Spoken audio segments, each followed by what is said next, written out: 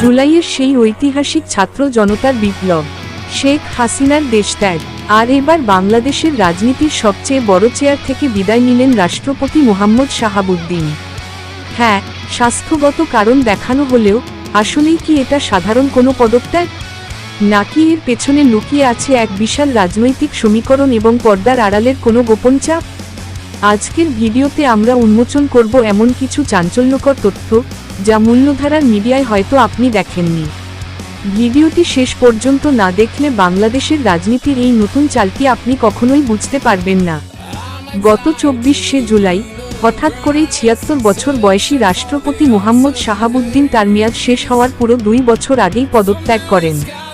কারণ হিসেবে বলা হয়েছে শারীরিক অসুস্থতা। কিন্তু সচেতন পাবলিক কি এত বোকা?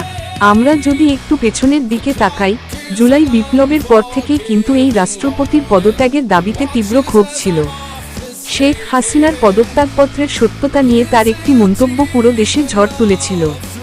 বিশেষজ্ঞরা বলছেন এই পদত্যাগ আসলে এক দীর্ঘদিনের রাজনৈতিক প্রেসারের অবসান। কিন্তু প্রশ্ন হলো, তার এই চলে যাওয়া কি দেশে নতুন কোনো সাংবিধানিক সংকট তৈরি করবে? সংকট শুধু বঙ্গভবনেই সীমাবদ্ধ নেই, মাঠ পর্যায়ের পরিস্থিতি আরও জটিল। সম্প্রতি গুম সংক্রান্ত তদন্তের ক্ষমতা জাতীয় মানবাধিকার কমিশনের হাত থেকে সরাসরি পুলিশের কাছে স্থানান্তরের একটি খসড়া নিয়ে সোশ্যাল মিডিয়ায় তোলপাড় চলছে। এদিকে জুলাইয়ের পরেই প্রথম পুলিশের সাথে নতুন রাজনৈতিক দল বা এনসিপি নেতাদের ধস্তাধস্তি ও হয়রানির ভিডিও ভাইরাল হয়েছে।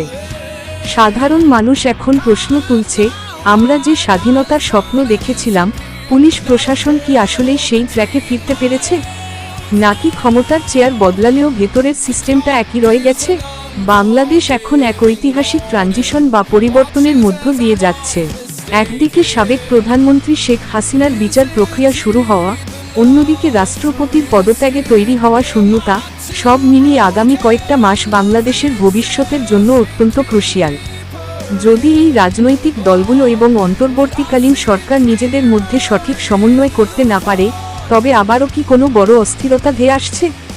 আপনার কি মনে হয়, রাষ্ট্রপতি শাহাবুদ্দিনের এই পদত্যাগ কি সত্যিই অসুস্থতার কারণে, নাকি এর পেছনে কোনো বড় রাজনৈতিক চাল আছে?